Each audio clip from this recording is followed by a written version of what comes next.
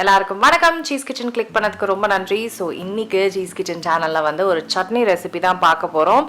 Idli, dosa as well as வந்து ரைஸுக்கும் வந்து ரொம்ப டேஸ்ட்டாக இருக்கிற மாங்காய் சட்னி எப்படி செய்யறதுன்னு தான் பார்க்க போகிறோம். ரா மேங்கோ சட்னி, நல்ல புளிப்பாக காரமாக சூப்பராக இருக்கும். இந்த சட்னி ரொம்ப ரொம்ப ஈஸியாக கம்மி இன்க்ரீடியன்ட்ஸ் வச்சு செய்யக்கூடிய ஒரு சட்னி இது.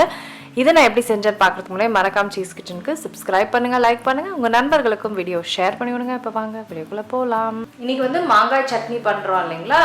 ஸோ அதுக்கு வந்து கிளிமூக்கு மாங்காய் நான் எடுத்துக்க போகிறேன்.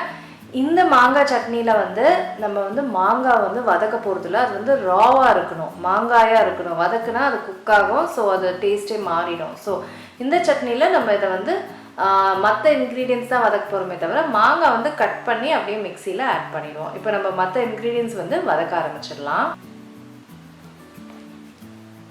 கடாயில் ஆயில் சேர்க்குறேன். ஆயிலில் காஷ்மீரி ரெட் சில்லிஸ் சேர்க்குறேன். காஷ்மீரி ரெட் சில்லிஸ் வந்து காரம் இல்லை, பட் கலர் வந்து சூப்பராக இருக்கும். அதோட அப்படியே யூஷுவல் நம்மளோட ரெட் சில்லிஸ் சேர்க்குறேன். இதை வந்து வதக்கிக்கணும்.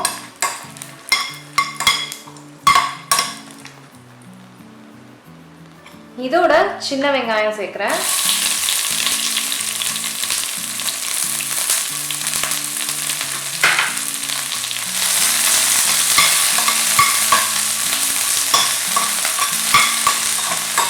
இந்த ரெண்டுத்தையும் நல்லா வதக்கணும்.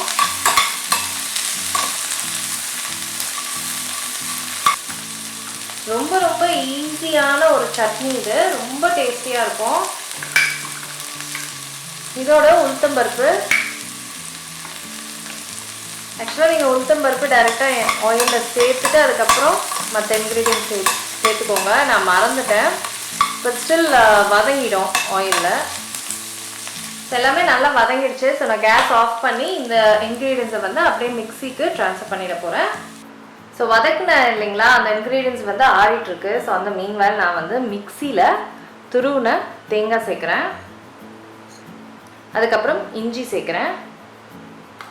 அதுக்கப்புறம் முக்கியமான இன்க்ரீடியண்ட் மாங்காய், ரா மேங்கோ வந்து கட் பண்ணி வச்சுருக்கேன். ஸோ அது வந்து சேர்க்குறேன்.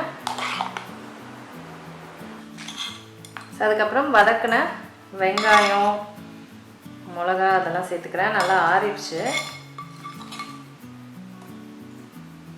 இதோட கல்லுப்பு சேர்த்துக்கிறேன்.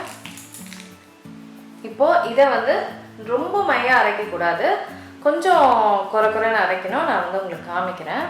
அவ்வளோதாங்க, சூப்பரான மாங்காய் சட்னி ரெடி ஆயிடுச்சு. ரொம்ப ரொம்ப டேஸ்டியாக இருக்கும்.